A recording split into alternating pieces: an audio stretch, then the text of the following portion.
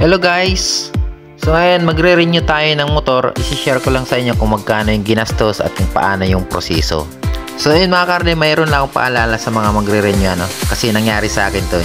Bago kayo pumunta ng LTO o mag-renew, kailangan nyo muna i-check yung headlight nyo, brake light, signal light, busina. Kasi sa akin, pabalik-balik ako kasi kailangan ipagawa. Bago kayo pumunta, kailangan sigurado na 100% okay talaga yung mga ilaw nyo, signal light.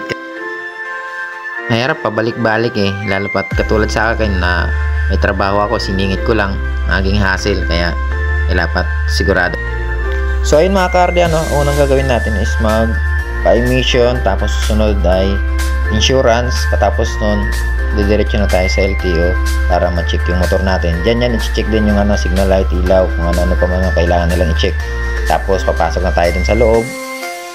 Pinapunta ko nang nag-check siya, pinapunta ko sa window B, tapos katapos sa window B, sa cashier na. So ayun mga ka-RD, natapos na rin tayo mag-renew.